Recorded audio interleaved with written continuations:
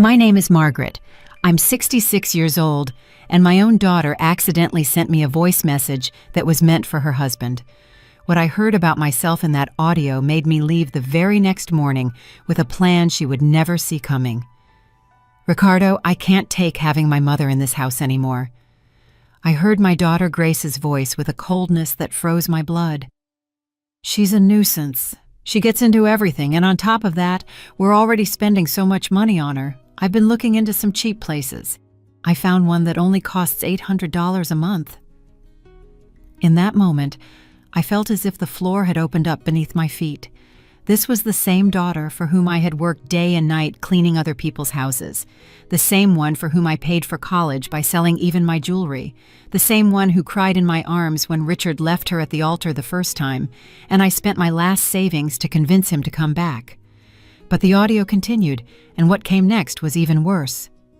Also, I've already checked the house papers. It's in her name, but I found a way to transfer it to our name without her realizing. My cousin Carol, who works at the county clerk's office, is going to help me. My hands were shaking so much I almost dropped the phone. My own daughter was planning to steal my house, the only thing of value I had in this world, the house I built brick by brick with the sweat of my hands, working 12 hours a day for 30 years. But what hurt the most was hearing her laugh at the end of the message. In a month, Mom will be in the home and we'll own everything. We can finally live in peace without that bitter old woman controlling us. If you have ever felt the most profound betrayal from someone you love, you'll know exactly what I felt at that moment. But what my daughter Grace didn't know is that her mother isn't as naive as she thinks, and after 66 years in this world, I've learned that sometimes the only way to defend yourself is with the same cunning that's used against you. I couldn't sleep a minute that night. At dawn, I got up with a determination I hadn't felt in years. I put on my most elegant crimson suit, gathered all my important documents, and left the house with a smile on my lips and a plan that would change everything forever. To understand why what I heard hurt so much, I need to tell you how I became the woman I am today and how my relationship with Grace became the most important thing in my life. I grew up in a family where love was measured by the sacrifices you made for others. My mother, may she rest in peace, worked as a seamstress from 5 in the morning until 10 at night to support me and my 3 siblings. We never had much money, but we always had love, respect, and strong values. Margaret, my mother would say to me while teaching me to sew, in this life, the only thing that matters is family, and for family, you give everything, to the last drop of blood. When I got pregnant with Grace at 18, her father disappeared as if by magic. One night he was there, promising we were going to get married, and the next morning, he was gone. His parents slammed the door in my face when I went to look for him, telling me their son wasn't going to ruin his future for some random girl. That's when my mother showed me what she was made of. That child is going to have everything we couldn't, she told me, hugging me and drying my tears. We'll raise her together so she can be a good woman. My mother sold her only 2 gold bracelets, the only jewelry she had, to buy me everything I needed for the baby. When Grace was born, it was as if an angel had been born. She was the most beautiful baby I had ever seen, with her big eyes and a smile that lit up the whole room. My mother and I took turns caring for her while I worked. I started cleaning houses at 19, earning barely $20 a day, but every cent I earned was for her. I vividly remember the first day I took Grace to kindergarten. We walked because we didn't have money for the bus, but she wore her uniform perfectly ironed and her shoes shined. The other mothers arrived in fancy cars, dressed in expensive clothes, and I felt small in my patched-up dress and with my calloused hands. But when Grace kissed me on the cheek and said, "Thank you, Mom, you're the best in the world," I knew it was all worth it. The years passed, and my routine was always the same. Wake up at 4 in the morning, prepare breakfast for Grace, take her to school, work cleaning 3 different houses until 6 in the evening, pick her up, help her with homework, and put her to bed with a story. On weekends, I did laundry to earn extra money, also she could have a better life than mine. My mother passed away when Grace was 8, but before she left, she made me a promise I will never forget. Margaret, that child is your greatest treasure.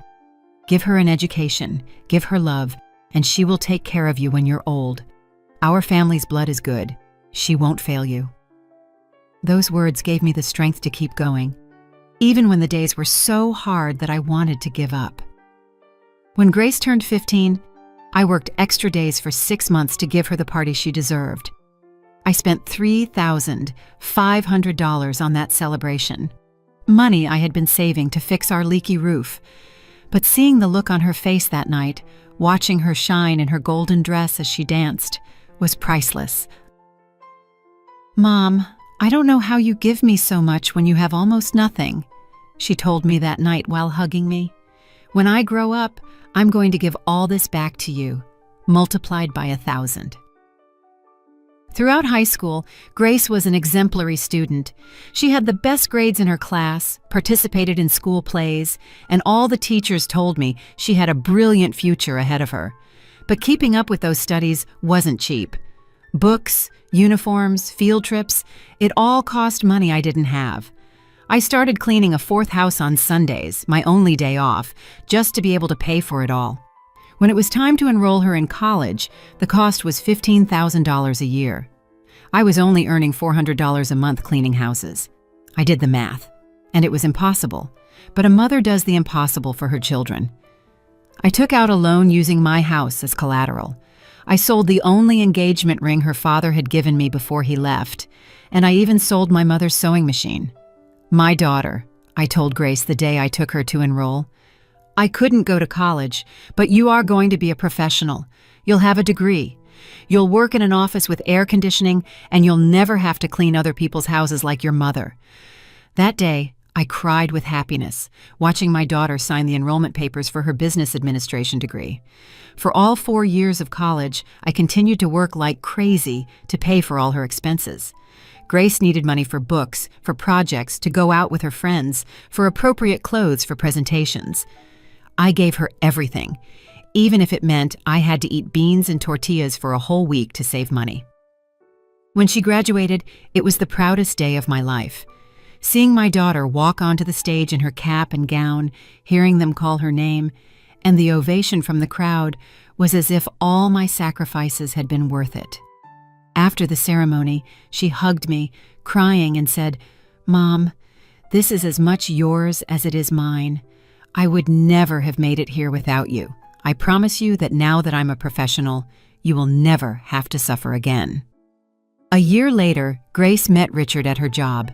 At first, I was so happy because I saw her so content and in love. Richard seemed like a good guy. He had a stable job as a supervisor at a factory, and he treated my daughter well. When he officially asked for her hand, I cried with emotion, thinking that Grace would finally have the stable family I could never give her. But organizing the wedding was another huge financial sacrifice. Grace wanted an elegant celebration like the ones in magazines. She said the venue cost $8,000, the dress $2,000, the music $800, the flowers $600. In total, I spent $10,000 on that wedding, money I got by taking out another loan and selling the last of my remaining jewelry. The first years of their marriage were beautiful. Grace and Richard would come to visit me every Sunday. We would have dinner together, and she always helped me with the house expenses. "Mom, now that I'm working, I want to take care of you the way you took care of me," she would say while giving me money for groceries.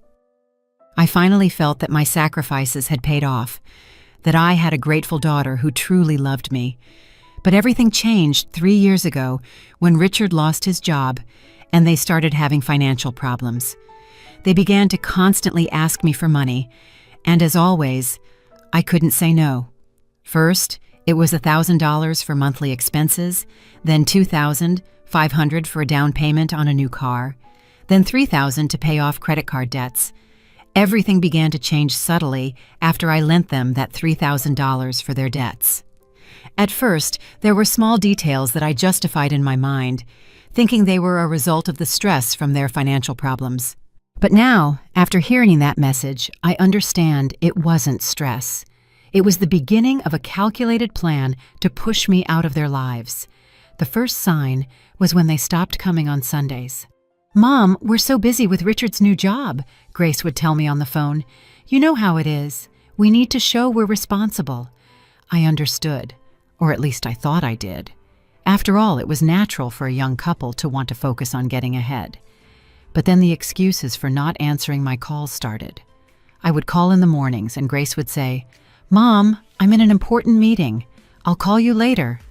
I'd call in the afternoons. "Oh, Mom, I'm at the grocery store doing our weekly shopping." At night, "Mom, it's too late. We're having dinner. We'll talk tomorrow." That tomorrow never came. And when we finally did talk, the conversation barely lasted 5 minutes. Then came the hurtful comments disguised as concern. "Mom, Richard says he's noticed you've been very forgetful lately," she told me one day during one of our rare phone calls. "Are you sure you can live alone in that big house? At your age, anything could happen."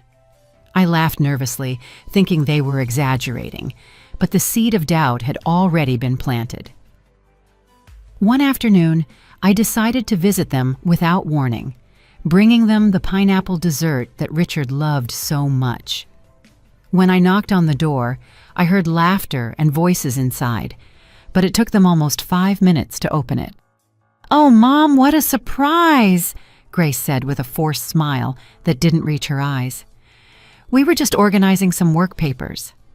Inside was her cousin Carol, the one who worked at the county clerk's office, with a bunch of documents scattered on the kitchen table.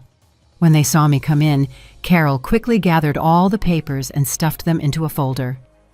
"Hello, Aunt Margaret," she greeted me with that fake smile she had always had. "I was just helping Grace with some of Richard's health insurance paperwork." But I managed to catch a glimpse of my name on one of those documents before Carol hid it. "Why do you need papers with my name on them?" I asked with genuine curiosity. Grace and Carol exchanged a look that I didn't know how to interpret at the time, but which I now understand perfectly. "It's just to update the beneficiaries on the insurance, Mom," Grace told me. "You know, in case something happens to us, you're our only family."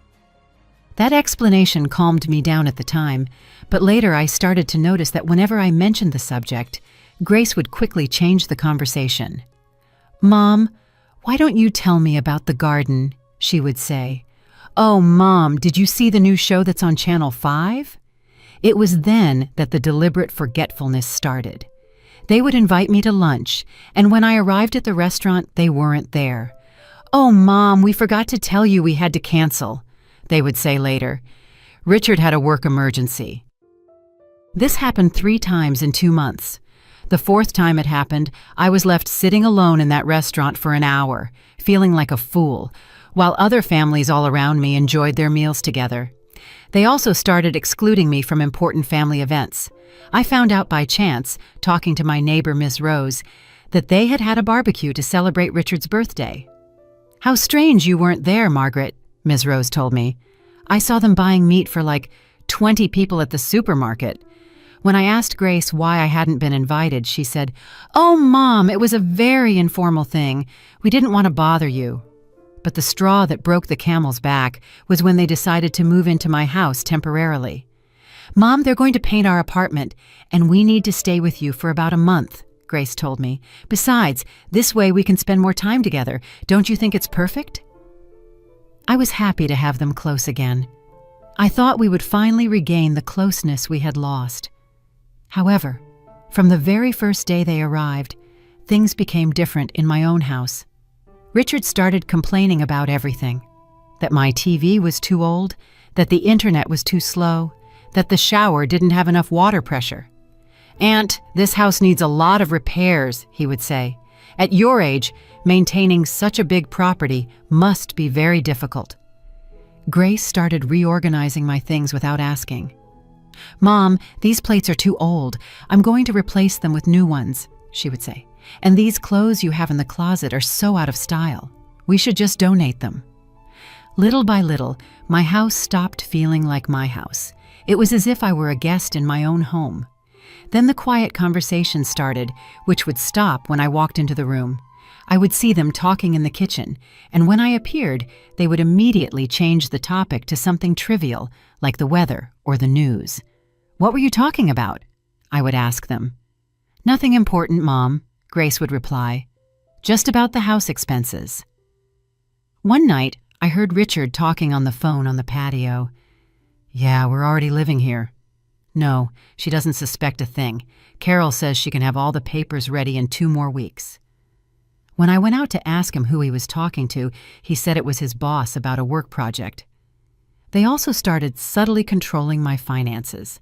"Mom, let me help you with the electric and water bills," Grace would say. "You're too old to be worrying about these things." At first I thought it was a kind gesture, but then I realized she was going through all my bank statements. "Mom, why do you need so much cash?" she would ask me when she saw I had withdrawn $200 from my personal expenses. The most painful thing was seeing how they talked about me when they thought I wasn't listening.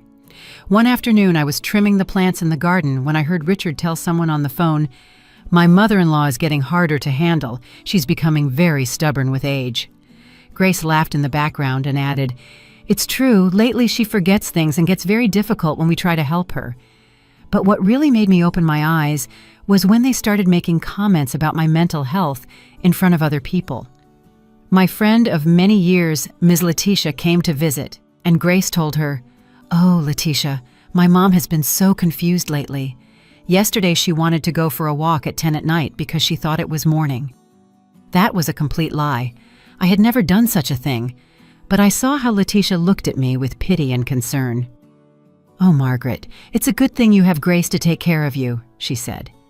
In that moment, I felt a deep anger, but also an immense sadness, realizing that my own daughter was creating a false narrative about my mental state. Strange visitors started arriving at my house, doctors who were supposedly there to check my blood pressure, social workers who wanted to evaluate my living conditions, and even a man who introduced himself as a geriatric care specialist. They all came when Grace scheduled them, but they never asked me if I wanted those visits. During one of those evaluations, I heard the doctor talking with Grace in the living room. "Ma'am, your mother seems to be physically fine, but I'm going to note in the report that she shows signs of mild age-related confusion." I was listening from the kitchen, completely lucid and aware, while this man wrote lies about my mental state. The tension in the house became unbearable. Every day I felt more pressure, more control over my life, more hurtful comments disguised as care. "Mom, you shouldn't drive anymore," Richard told me one day. "At your age, it's too dangerous." "Mom, it's better if you don't go shopping alone anymore," Grace added. "We can do it for you." Little by little, they were taking away my independence, my autonomy, my dignity. And the most painful part was that they did it with a smile on their faces, telling me that it was all for my own good, that they loved me so much and only wanted to take care of me.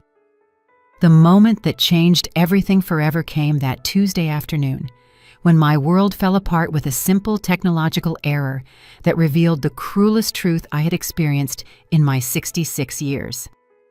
That day had been particularly difficult. Grace and Richard had left early, saying they were going to take care of some work matters, but I knew something was wrong. I had seen them talking in whispers all morning, and when I asked what was going on, they responded with those fake smiles I had already learned to recognize. "It's nothing, Mom," Grace would say, "just boring stuff about Richard's job." I was left alone in the house, feeling that pressure in my chest that had been growing for the past few weeks. The house that used to be my refuge now felt like a prison. Everything had changed since they had come to stay temporarily. My routines, my spaces, even my way of living had been altered to accommodate their needs and their secret plans. Around 3 in the afternoon, I was making chamomile tea to calm my nerves when I heard the notification sound on my phone. It was a voice message from Grace. At first, I thought she was letting me know they would be late or maybe asking me to prepare something special for dinner. How naive I was to think my daughter still considered me important enough to tell me her plans. I pressed the play button without imagining that in the next 3 minutes, my entire life would be torn to pieces. "Richard, I can't take having my mother in this house anymore." Grace's voice began with a tone of exasperation she had never used with me in person. My heart stopped. Those words, spoken with such contempt, were like sharp daggers piercing my soul.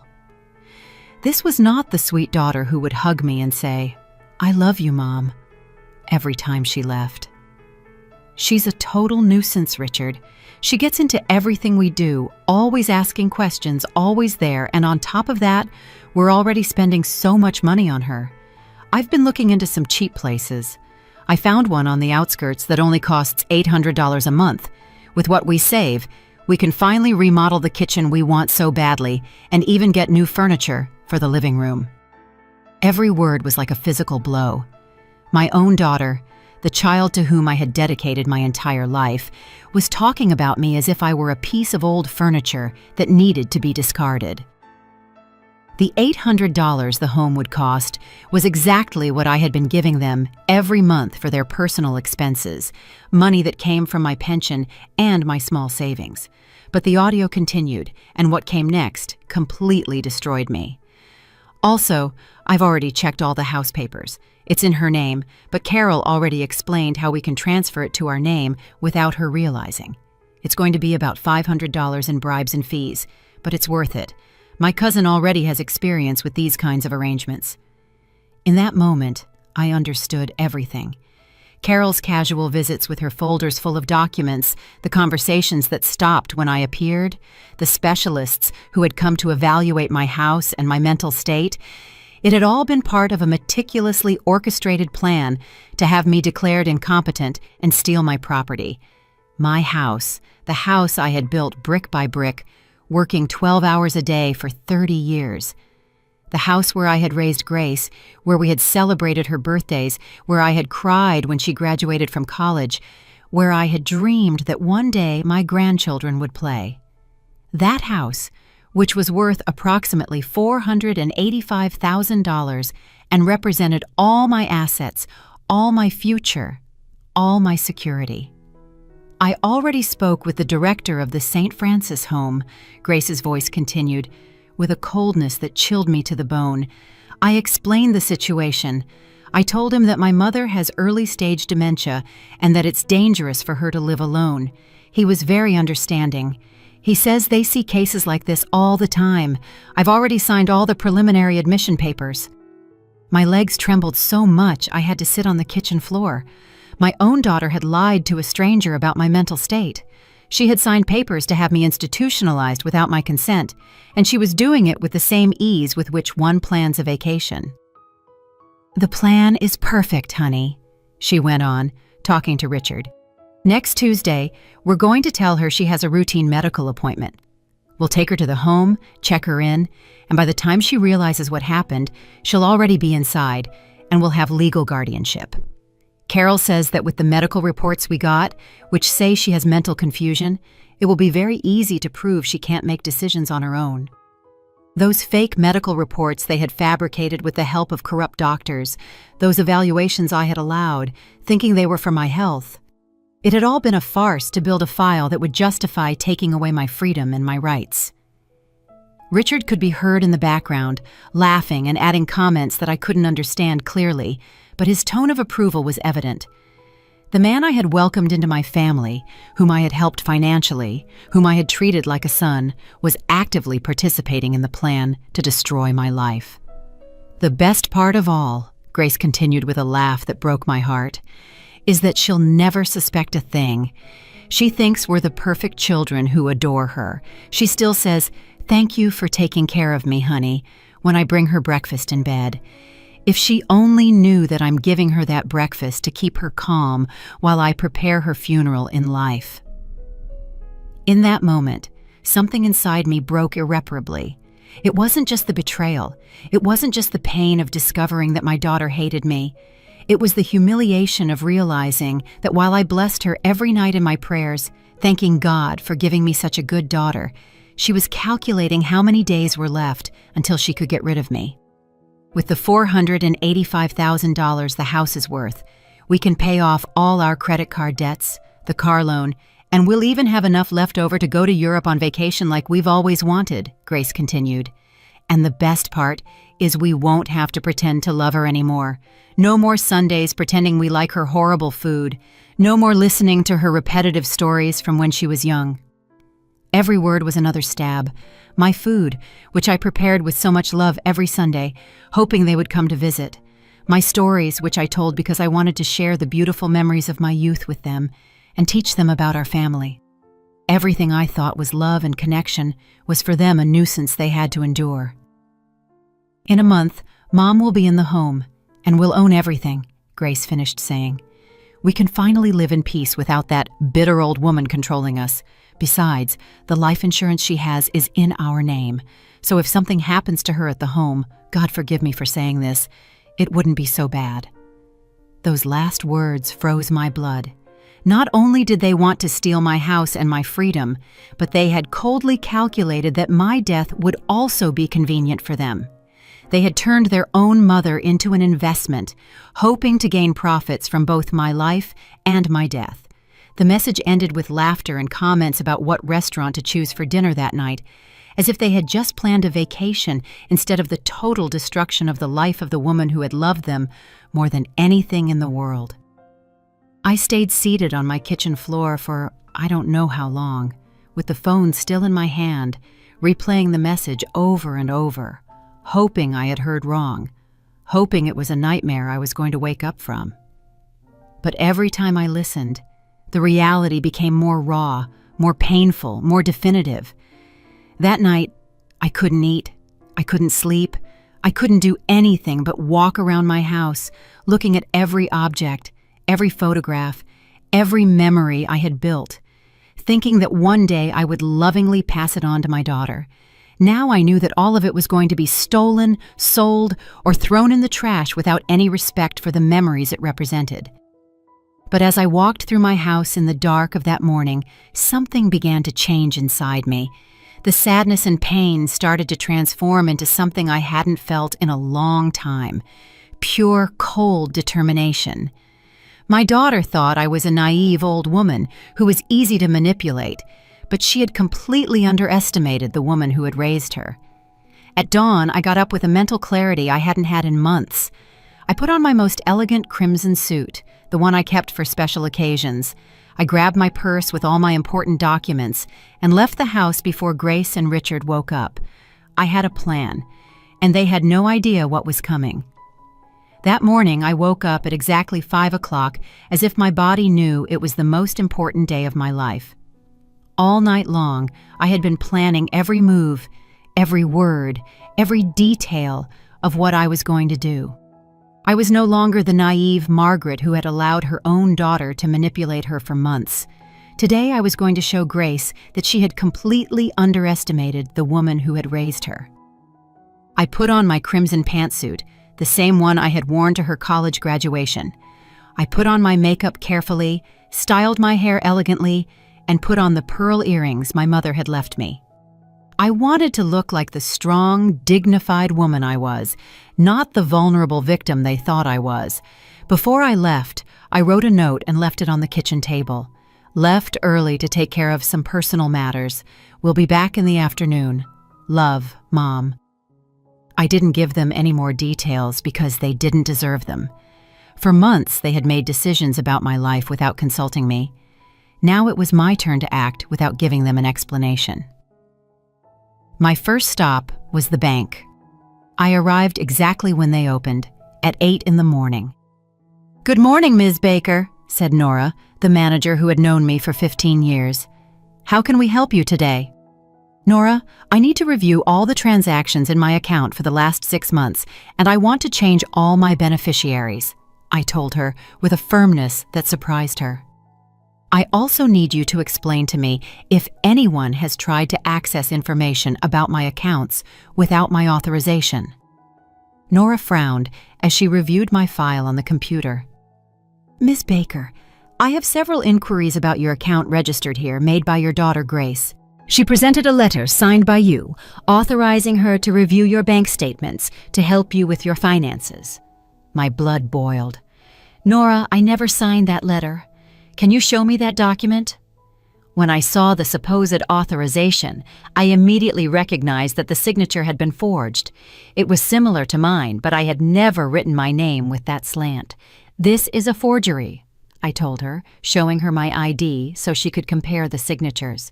"My daughter has been fraudulently accessing my bank information. I need you to immediately cancel any authorization she has and put a security alert on my account." Nora turned pale as she realized the seriousness of the situation. "Ms. Baker, this is very serious. We are going to cancel all unauthorized access immediately, and I recommend that you file a fraud report." "That's exactly what I'm going to do," I replied. "But first, I need to protect my assets. I want to transfer all my funds to a new account that only I can manage, and I want to change the beneficiary of my life insurance." For the next hour, Nora helped me secure all my finances. I transferred my $8,750 in savings to a completely new account. I changed all the passwords and named a charitable foundation for abandoned seniors as the beneficiary of my life insurance. Grace was no longer going to see a single cent of my money. My second stop was the county clerk's office, where Carol, Grace's accomplice cousin, worked. I arrived without warning, with a small recorder hidden in my purse. "Good morning, Carol," I said with a sweet smile. "I've come to check the status of my property. My daughter told me you had been helping her with some paperwork." Carol immediately became nervous. "Oh, Aunt Margaret, what are you doing here? Grace didn't tell me you were coming." Her hands trembled as she tried to quickly close some documents she had on her desk. "Don't worry, Carol," I said, maintaining my casual tone. "I just want to better understand this insurance paperwork my daughter is doing. Could you explain exactly what documents you need with my name on them?" Carol started to sweat. "Well, Aunt, it's just routine updates for the registry." Her voice cracked when she realized I knew more than I was letting on. "Carol," I said, leaning forward, "I know exactly what you and my daughter have been planning. I know about the fake documents. I know about the plan to take my house, and I know you've been helping her forge papers using your position here." I showed her my phone with the audio I had recorded the day before. "I have proof of everything." Carol slumped in her chair. "Aunt Margaret, I didn't want to do it, but Grace told me that you couldn't take care of yourself anymore, that it was for your own good." "It was for money, Carol. Don't pretend it was for my own good," I told her firmly.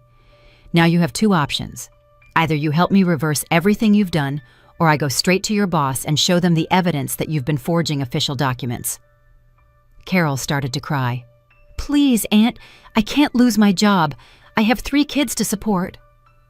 Between tears, she explained the entire process to me, how they had forged my signature on several documents, how they had created fake medical reports, and how they planned to use all that to have me declared incompetent and transfer my property.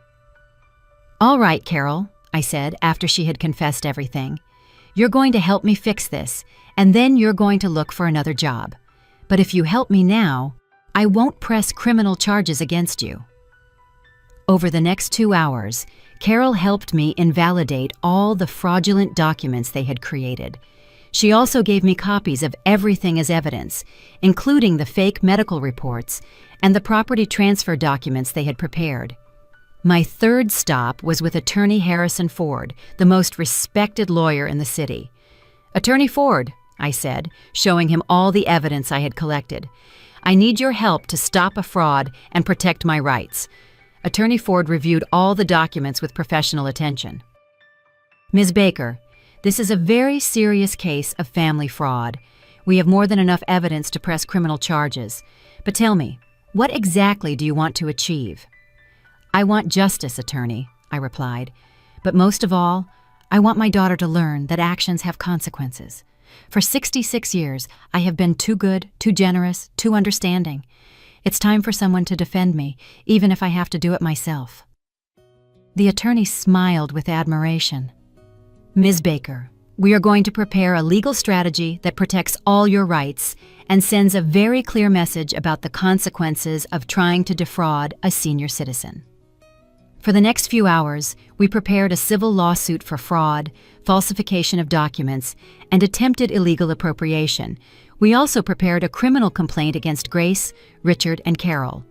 The attorney explained that I had a solid case and that it was very likely I would recover all the damages caused. By the end of the afternoon, I returned home feeling completely different. I was no longer the vulnerable victim who had left that morning. I was a woman who had taken full control of her life and was ready to face the consequences of years of allowing others to abuse her kindness. When I arrived, Grace and Richard were in the living room watching television, acting as if nothing had happened. "Hi, Mom," Grace said, with that fake smile that I had already learned to recognize. "How did your errands go?" "Very well, honey," I replied calmly. "I took care of exactly what I needed to." I sat in my favorite armchair and looked at them intently. "By the way, some people are coming to visit us tomorrow. I hope you're here to receive them." "What people, Mom?" Richard asked with curiosity. "Oh, you'll see," I told them with a mysterious smile. "They are people who are going to help us clarify some important things about our family's future." That night, we had dinner in silence. I knew exactly what was going to happen the next day, but they had no idea of the storm that was coming. For the first time in months, I slept soundly with the peace of mind that justice was on its way. The next day, at exactly 10 in the morning, the doorbell rang. "I'll get it," I said, getting up quickly before Grace or Richard could move. At the door were Attorney Harrison Ford, 2 police officers, and a public notary. "Good morning, Ms. Baker," the attorney said. "We've come to execute the orders we discussed yesterday." Grace and Richard got up from the sofa with looks of complete confusion. "Mom, what's going on?" Grace asked. "Who are these people?" "Sit down," I told them with an authority they had never heard in my voice. "It's time for you to know the truth." Attorney Ford cleared his throat and began to speak. "Ms. Grace and Mr. Richard, I am here on behalf of Ms. Margaret to inform you that we have discovered irrefutable evidence of fraud, falsification of documents, and conspiracy to commit illegal appropriation against her." Grace and Richard's faces turned completely white. "What are you talking about?" Grace stammered. "We would never do anything like that." "Grace," I said, taking out my phone, "do you want me to play for everyone the voice message you accidentally sent me yesterday?" In that moment, I saw all the blood drain from my daughter's face. Her eyes filled with pure panic as she realized that her perfect plan had been discovered because of her own negligence. The moment of truth had arrived, and there was no turning back. The silence in my living room was deafening. Grace and Richard were petrified, staring at me as if they had seen a ghost. For all these months, they had believed they had total control of the situation, that I was a helpless old woman they could manipulate at will. Now they realized that they had completely underestimated the woman who had raised them. "Attorney Ford," I said, keeping my voice firm and serene, "please proceed with the presentation of the evidence." The attorney opened his briefcase and took out a thick folder full of documents. "Ms. Grace and Mr. Richard, we have in our possession irrefutable evidence of the crimes you have committed against Ms. Margaret." He placed the first documents on the coffee table. "Let's start with the forgeries." He showed Grace the document she had signed at the bank, authorizing herself to access my accounts. "This is her authentic signature," he said, pointing to my ID. "And this is the forged signature that you presented at the bank." The differences were obvious when seen side by side. I don't know what you're talking about," Grace stammered, but her voice was trembling so much that it was clear she was lying. "Mom asked me to help her with her accounts because she was forgetting to pay the bills." "Grace," I said with a calm that even surprised me, "stop lying. There's no escape now." I took out my phone and pressed the play button.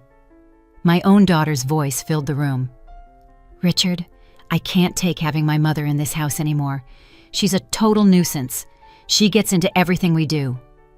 I watched Grace's face completely fall apart as she listened to her own words. Richard tried to maintain his composure, but his hands were visibly shaking. Neither of them had realized that the message had been sent to my phone by mistake. "I've been looking into some cheap places. I found one that only costs $800 a month." "Turn that off!" Grace screamed, lunging for my phone, but one of the officers immediately stopped her. "That's private. You have no right to listen to my conversations." "Relax, honey," I told her with a cold smile. "This is just getting started. Sit down and listen to everything you planned for your mother." The audio continued to play. Carol already explained how we can transfer the house to our name without her realizing. It's going to be about $500 in bribes and fees, but it's worth it. Richard stood up abruptly. "This is a setup," he said, pointing at the attorney. "You're manipulating her to accuse us of things we didn't do." Attorney Ford smiled professionally. "Mr. Richard, we haven't even gotten to the most interesting part yet." He took another document from the folder. "This is the complete and signed confession of Carol Rodriguez, cousin of Ms. Grace, who works at the county clerk's office." My eyes met Grace's, and I saw her realize that Carol had betrayed her. "In this confession," the attorney continued, "Carol details exactly how you pressured her to forge official documents, how you created fraudulent medical reports, and how you planned to use these documents to declare her mentally incompetent." "Carol is a liar!" Grace screamed desperately. "She made all that up to save her own skin." "Oh, really, honey?" I asked, taking out my small recorder. "Because I also have the complete conversation I had with Carol yesterday in her office recorded." I pressed the play button, and Carol's voice, confessing everything in tears, filled the room. "Grace told me that you couldn't take care of yourself anymore. She showed me how to forge your signature. She promised me she would pay me $2,000 once she had the house." Richard sank into the sofa with his hands on his head. "This is a nightmare," he mumbled. "Everything got out of control." "No, Richard," I said firmly. "This is justice. What was a nightmare was living in my own house, feeling like a prisoner, listening to you talk about me as if I were a nuisance, watching you plan to steal everything I've worked for in my life." Attorney Ford continued with the presentation of evidence. "We also have the fraudulent medical reports that you commissioned." He showed the documents where corrupt doctors had written that I had senile dementia and was incapable of making decisions for myself. Ms. Margaret voluntarily underwent a full psychological evaluation yesterday, conducted by Dr. Raymond Morales, a geriatric specialist at the General Hospital. He pulled out the official report. "The results show that Ms. Margaret is in perfect mental condition, with a clarity and reasoning ability superior to the average for her age. This proves that all the previous reports were fabricated." Grace started to cry, but they weren't tears of repentance, but of desperation at seeing her plan completely fall apart. "Mom, please," she pleaded with me. "We just wanted to take care of you. We thought it would be better for you to be in a place where they would attend to you professionally." "Take care of me?" I asked with a bitter laugh. "By stealing my house, lying about my mental health, planning to institutionalize me against my will?" I stood up and walked toward her. "Honey, in that message, you also said you hoped I would die soon so you could collect my life insurance." "I never said that!" Grace screamed. I replayed that specific part of the audio. "Besides, the life insurance she has is in our name, so if something happens to her at the home, God forgive me for saying this, it wouldn't be so bad." The silence that followed was devastating. Even the police officers exchanged looks of disgust upon hearing a daughter talk about her mother's death as a financial opportunity. "But there's more," the attorney said, taking out another folder. "We also discovered that for the last 6 months, Ms. Grace has been withdrawing money from her mother's accounts without authorization using fraudulently obtained information." He showed the bank statements where withdrawals ranging from $500 to $1,500 were seen, all made by Grace. In total, they have stolen $8,750 from Miss Margaret's accounts. "That money was for house expenses," Richard protested. "We were paying for food and utilities." "That's a lie," I replied. "I was still paying all my house bills with my pension. That money you stole was for your personal whims. I saw you buying expensive clothes, going to fancy restaurants, while you told me we had to save because times were tough." The attorney continued to expose every detail of their criminal plan. "We also have evidence that you contacted the director of the St. Francis home and paid a $1,200 registration fee to secure a spot for Ms. Margaret, all without her knowledge or consent." He showed the payment receipt and the admission documents they had signed behind my back. "You planned to take her this coming Tuesday, telling her it was a routine medical appointment." "It was for your own good, Mom," Grace insisted desperately. "You were getting so forgetful, sometimes you got confused." "Enough with the lies!" I finally exploded, losing the composure I had maintained throughout the confrontation. "I have never been confused. You invented those stories to justify your plan. I still manage my own finances. cook my own food, take care of my own house, and even help you financially when you ask me." I addressed Grace directly, looking her in the eyes. "You know what hurts the most, honey? It's not that you wanted to steal my house. It's not that you planned to institutionalize me against my will. What hurts the most is that for all these months, while I hugged you and told you how much I loved you, you were calculating how much money you were going to make from my death." Grace completely broke down and began to cry hysterically. "I'm sorry, Mom. I'm so sorry. We were desperate for money. We had so many debts. We didn't know what to do." "Desperation doesn't justify betrayal," I told her firmly. "If you needed money, you could have asked me honestly. My entire life, I have given you everything I have. But instead of trusting my love, you decided to steal from me and destroy me."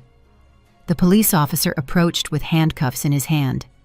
"Ms. Baker, do you wish to proceed with the arrests?" I looked at my daughter, who was crying inconsolably, and for a moment I felt a pang of maternal pain. But then I remembered her words in the audio, her coldness in planning my destruction, her laughter when talking about my death. "Yes, officer," I replied in a firm voice. "Proceed with the arrests." Seeing my own daughter being handcuffed in my living room was one of the most painful images I had experienced in my 66 years of life. But it was also the moment I realized I had regained my dignity and my personal power after months of feeling like a helpless victim. "Mom, please," Grace yelled at me as the officer led her toward the door. "You can't do this to me. I'm your daughter. I'm the only thing you have in this world." Her words echoed in my mind with a bitter irony. She had been the one who decided I had no place in her world. Richard, on the other hand, looked at me with a pure hatred that chilled my blood. "This isn't over, you crazy old lady," he whispered as he passed by me. "You're going to pay for ruining our lives." Those words didn't scare me, but they confirmed that I had made the right decision by exposing them. After Grace and Richard were taken away, my house was left in an absolute silence I hadn't experienced in months. For the first time since they had come to stay temporarily, I could walk around my own house without feeling like I was being watched, judged, or manipulated. But that peace didn't last long. The next day, a campaign of terror began that showed me the lengths Grace and Richard were willing to go to get revenge on me. The first attack came through social media. Grace had created a fake profile and had started posting terrible stories about me in local community groups on Facebook. "My mother has senile dementia and falsely accused us of theft," she wrote. "She's so confused that she doesn't recognize her own family. Please, if you see her alone on the street, call me because she shouldn't be unsupervised." The posts included photos of me taken without my knowledge, where I appeared distracted or tired, which they had edited to make it look like I had mental health issues. The comments from strangers were devastating. "Poor woman, she looks very confused. How terrible for a mother to accuse her own children. They should seek professional help for her." Ms. Rose, my neighbor for a lifetime, came to my house worried after seeing those posts. "Margaret, honey, are you okay? I saw some really ugly things online about you and your daughter." I had to explain the whole situation to her, show her the evidence I had, so she would understand that it was all a smear campaign. But the harassment escalated quickly. Phone calls started coming in at all hours of the day and night. Unknown voices insulted me, threatened me, and told me I was an unnatural mother who had destroyed her own family for money. "You're a miserable old woman," a female voice screamed at me at 3 a.m. "I hope you die alone and abandoned." People I didn't know also started showing up at my house, supposedly concerned for my well-being. Fake social workers who said they had received reports that I was in danger, aggressive salespeople who insisted on selling me security systems because a single old woman is very vulnerable, and even people who introduced themselves as distant relatives who had come to verify my mental state. Attorney Ford explained that all of this was part of a desperate legal strategy. "Ms. Baker, they're trying to create evidence that you really do have mental problems to discredit your testimony in court. It's a common tactic when the accused don't have solid legal defenses." But what hurt the most was when anonymous letters full of poison and resentment started arriving. "You're a failed mother," one of them said. "You raised a daughter who hates you so much, she'd rather see you dead. Think about what you did wrong." Another letter was even crueler. "Your own children abandoned you because you're insufferable. No one will miss you when you die." The letters attacked not only my relationship with Grace, but all the sacrifices I had made in my life. "You worked as a servant your whole life. And for what? For your daughter to despise you. You were a fool who let herself be used." Every word was calculated to shatter my self-esteem and make me doubt the decisions I had made. One night, while reading one of those particularly vicious letters, I completely broke down. I sat on my kitchen floor, the same place where I had listened to the audio that changed my life, and I cried like I hadn't cried since my mother's death. What did I do wrong? I asked myself over and over. How could I have raised a daughter who hates me so much? For the first time since this legal battle began, I considered giving up. Maybe it would be easier to drop all the charges, forgive Grace, and try to rebuild our relationship. Maybe I really had overreacted. Maybe they did love me in their own way, and I had misinterpreted their intentions. But just as I was about to call Attorney Ford to ask him to drop the lawsuit, I remembered something that completely changed my perspective. I got up from the floor and went to my room, where I kept all the most precious memories of my life in a small chest. I searched until I found what I needed, a letter my mother had written to me shortly before she died when Grace was 8 years old. "My dearest Margaret," the letter said in my sick mother's shaky handwriting, "if you are reading this, it is because I am no longer with you, but I want you to know that I am very proud of the woman and mother you are. You raised Grace with so much love and dedication that I am sure she will be a good woman who will honor you for life." I continued reading with tears in my eyes.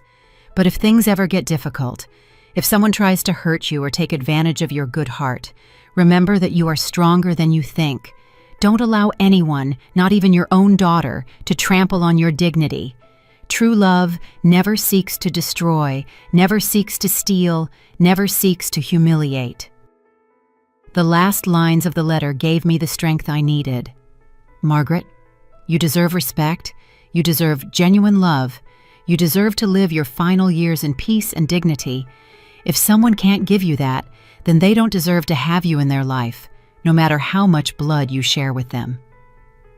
That night, for the first time in weeks, I slept soundly. My mother was right. True love doesn't destroy. It doesn't steal. It doesn't plan the death of a loved one as a financial opportunity. What Grace felt for me was not love. It was economic convenience disguised as filial affection. The next day, I woke up with renewed determination. I called Attorney Ford and said, "Attorney, I want you to proceed with all the charges. I am not going to drop anything. I want this case to go all the way." "I'm glad to hear that, Ms. Baker," he replied, "because I have some important news. Grace and Richard are trying to reach an out-of-court settlement. They want to avoid a public trial at all costs." "What kind of settlement?" I asked. "They are willing to return all the money they stole, pay for damages, and commit to never contacting you again if you drop the criminal charges." I thought about that proposal carefully. On one hand, I would recover my money and get rid of their manipulations forever.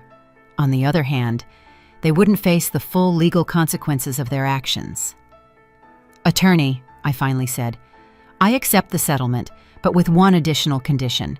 I want them to sign a full confession of everything they did, publicly admitting that I am mentally competent and that all their accusations about my mental health were false. And I want that confession to be published in the same places where they defamed me."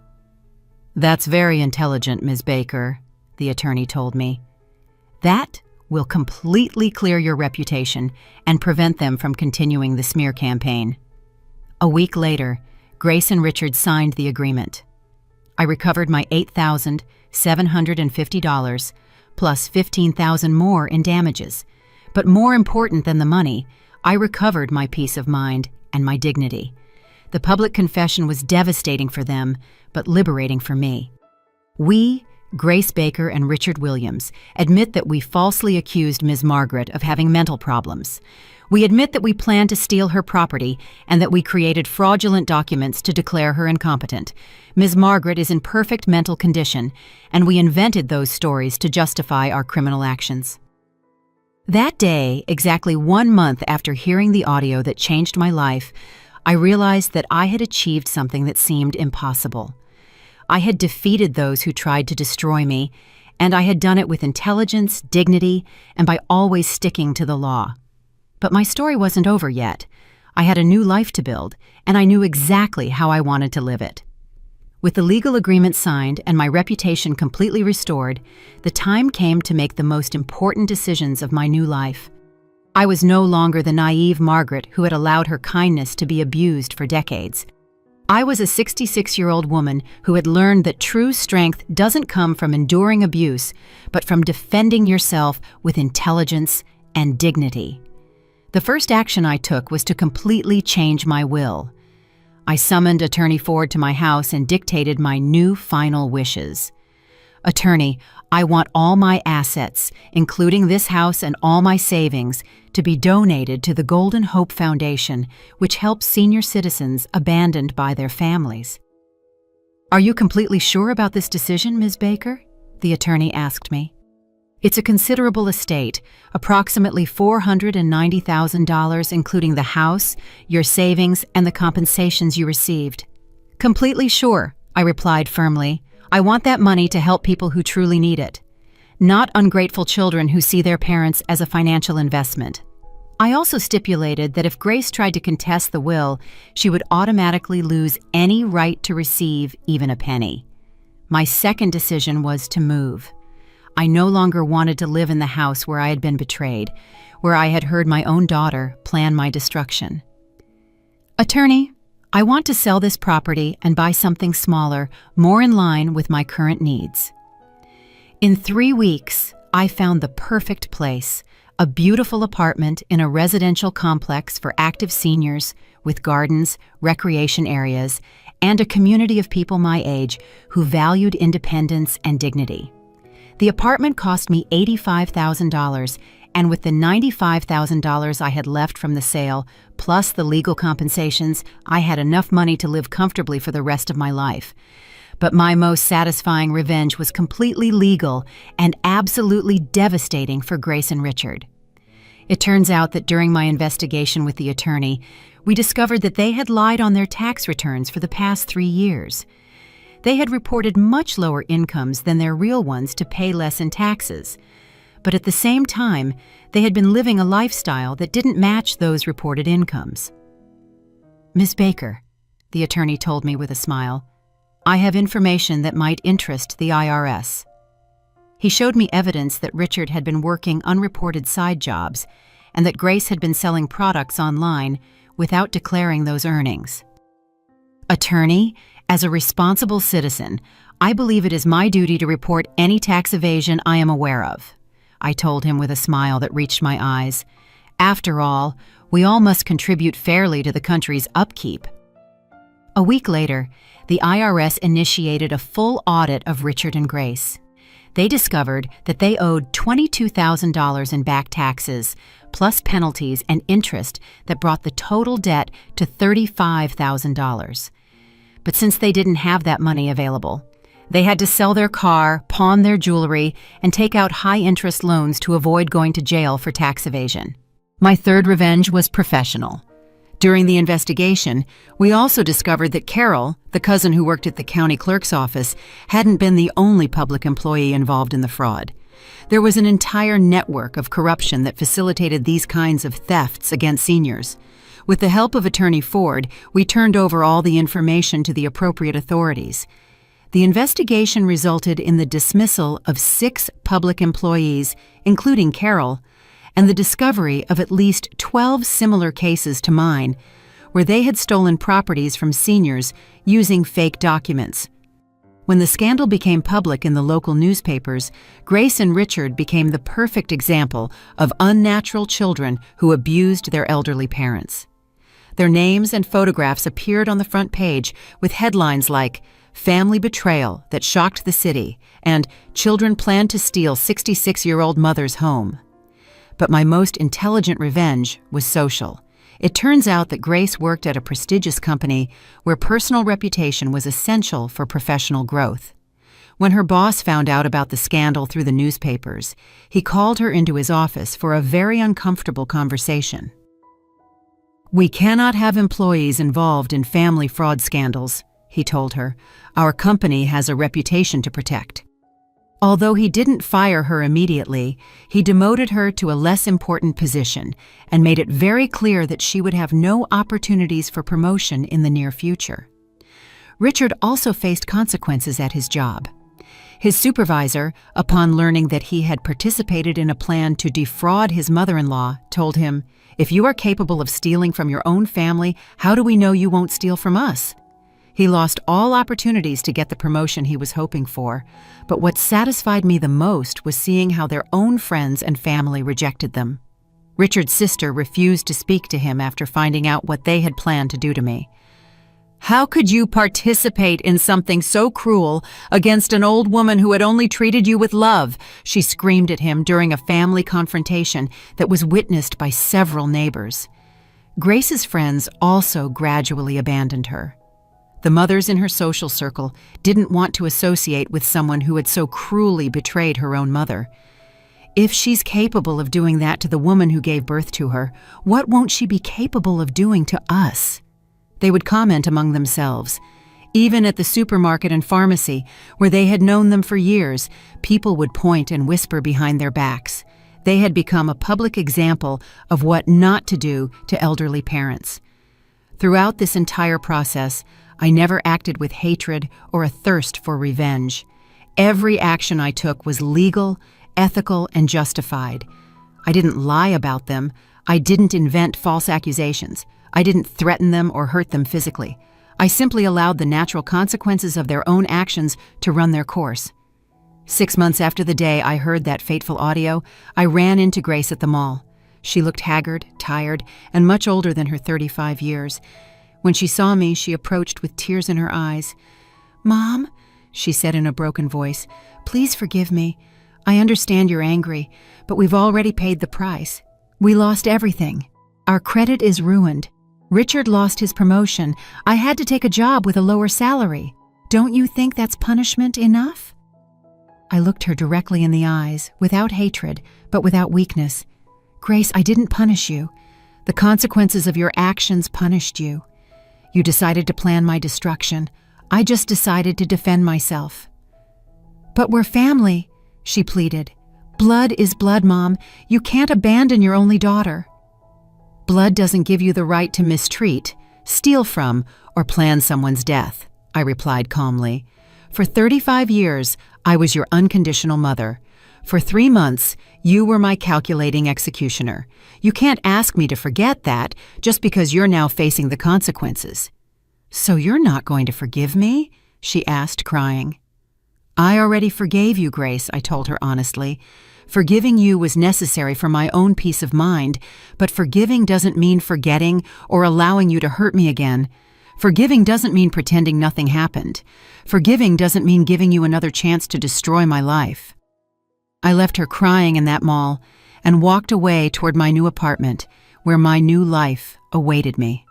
A life where I was no longer anyone's victim, where I no longer had to pretend that abuse was love, where I no longer had to sacrifice my dignity to maintain toxic relationships.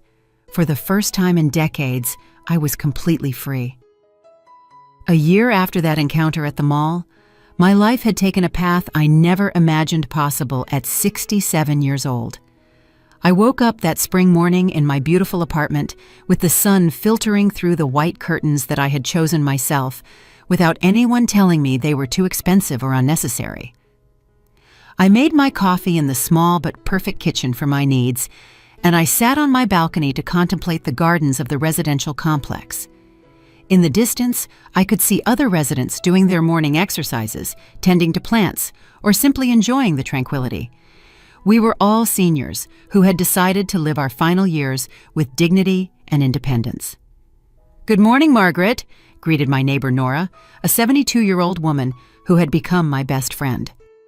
"Ready for our dance class today?" I smiled, remembering how I had started taking dance classes at 67, something I never thought I would do. "More than ready, Nora. These old bones still have a lot to give." During this year, I had discovered a version of myself that had been dormant for decades. Without the constant pressure to please Grace, without the stress of walking on eggshells in my own house, I had blossomed like a flower that finally receives sunlight. I had enrolled in painting classes and discovered that I had a natural talent for landscapes. My paintings now decorated the walls of my apartment, and I had sold some at the local art fair. "Ms. Baker," the fair organizer had told me, "your paintings convey a peace and wisdom that touches people's hearts." I had also joined the volunteer group at the Golden Hope Foundation, the same organization that would be the beneficiary of my inheritance. I worked 3 days a week, helping other seniors who had been abandoned or mistreated by their families. Margaret, Ms. Carmen, an 81-year-old woman who had come to the foundation after her children had evicted her from her house, told me, "You understand our pain because you lived it firsthand." At the foundation, I had become a kind of unofficial counselor. People who arrived broken and hopeless found in my story an example that it was possible to recover, that it was possible to rebuild a dignified life after the most profound family betrayal. Ms. Margaret, Mr. Robert, a 75-year-old man whose children had emptied his bank accounts, told me, "How did you manage to forgive and move on?" I had replied, "Mr. Robert, forgiving doesn't mean forgetting or allowing them to hurt us again. Forgiving means freeing our heart from the poison of resentment so we can live in peace. But living in peace also means moving away from those who hurt us, even if they share our blood." My work at the foundation had given me a purpose I never thought I would have at this age. We had managed to help 47 seniors recover money stolen by their families. 23 had managed to reverse fraudulent documents that declared them incompetent, and 15 had found new, safe homes after being evicted by their own children. But the most important thing I had discovered was my own self-worth. For 66 years, I had measured my value by how much I could give to others, how much I could sacrifice, how much pain I could endure in silence. Now I understood that my value as a person did not depend on being useful to others, but on being true to myself and respecting my own boundaries. As for Grace and Richard, I occasionally received news of them through mutual acquaintances. They had had to move to a smaller, more economical apartment. Richard had definitely lost his opportunities for promotion and now worked at a lower-paying job. Grace had to accept an additional part-time job to be able to pay off all their debts. But what I was told most was that their marriage was in crisis. When they no longer had the mother-in-law's house as a backup plan, they started blaming each other for the failure of their plan, Ms. Rose, my old neighbor, told me. They are constantly fighting over who was to blame for everything being discovered. Interestingly, this didn't give me a vengeful satisfaction, but a deep sadness for the decisions they had made. They had destroyed not only their relationship with me, but also their own relationship with each other. Greed had been a poison that had contaminated everything it touched. 6 months ago, I had received a letter from Grace. I hadn't opened it immediately. It had taken me 3 days to decide if I wanted to read what she had to say to me. Finally, I had opened it in the presence of Nora, my neighbor, to have emotional support. "Dear Mom," the letter began, "I know I have no right to ask you for anything, but I need you to know that not a day goes by that I don't regret what I did to you. I've been going to therapy, and now I understand that my actions were unforgivable. I am not writing to ask for your forgiveness or to be back in your life. I just want you to know that I finally understand the harm I caused you." The letter continued. "The therapist helped me understand that my actions were not born of financial desperation, but of a selfish mindset that I had developed over the years. I got so used to receiving your unconditional help that I stopped seeing you as a person with rights and feelings and started seeing you as a resource that I could exploit. Now I understand that you deserved respect, genuine affection, and care in your golden years. Instead, I gave you manipulation, lies, and betrayal. I have lost the best mother in the world because of my own greed and stupidity. The letter ended with a phrase that made me cry. I don't expect your forgiveness, Mom, because I know I don't deserve it. I just hope you are happy and that you find the peace you always deserved. With love and eternal regret, Grace. That letter had taken me weeks to process emotionally.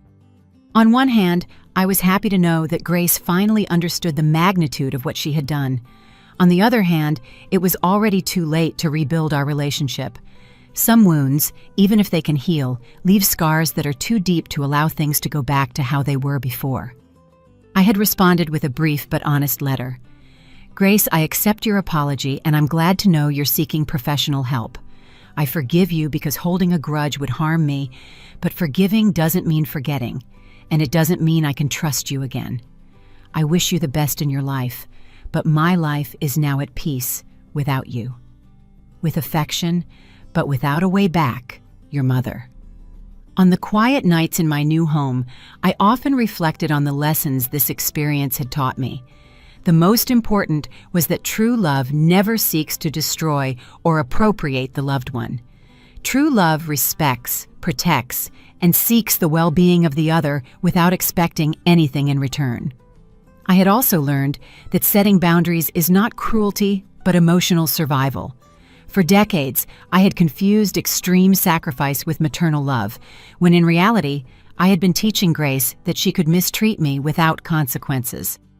Sometimes, I had told the women in the Foundation support group, the greatest inheritance we can leave our children is not money or property, but the example that all people, including their mothers, deserve respect and dignity. That spring morning, as I finished my coffee on the balcony, I received a call from Attorney Ford. Ms. Baker, I have some news that might interest you. I've just been contacted because 3 other cases similar to yours have come to light.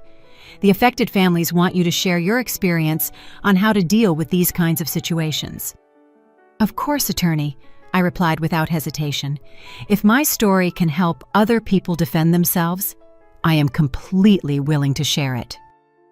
That afternoon, as I painted a mountain landscape on my easel, I reflected on the incredible journey I had been on for the past 18 months. I had started as a silent victim and had become an empowered survivor who now helped others find their own strength. My phone rang, interrupting my thoughts. It was Nora inviting me to dinner at the new restaurant downtown. "Margaret, let's go celebrate life," she said with her contagious enthusiasm. As I got ready to go out, I looked at myself in the mirror and saw a completely different woman from the one I had been a year and a half ago. My eyes shone with a confidence I had never had before. My posture was upright and proud, and my smile was genuine and free of emotional burdens. "Margaret," I said to myself in the mirror, "at 67 years old, you finally learned that your life belongs only to you and that you deserve to live it with dignity, joy, and peace." That night, having dinner with my new chosen family instead of my toxic biological family, we toasted to new beginnings, to the wisdom that comes with age, and to the courage to defend what is right regardless of the consequences. And as I raised my glass of wine, I thought of all the women who at that moment were suffering from the mistreatment of their own families, believing they had no options, that they had to endure abuse for the sake of family love. If my story could reach just one of those women and give her the courage to defend herself, then everything I had gone through would have been worth it. Because sometimes the greatest inheritance we can receive is not money or property, but the courage to be true to ourselves and the knowledge that it is never too late to write a new chapter in our lives. It is never too late to choose dignity over convenience, truth over false peace, and self-love over destructive sacrifice. And it is never, ever too late to be free. Did you like my story, and which city are you listening from? Let's meet in the comments.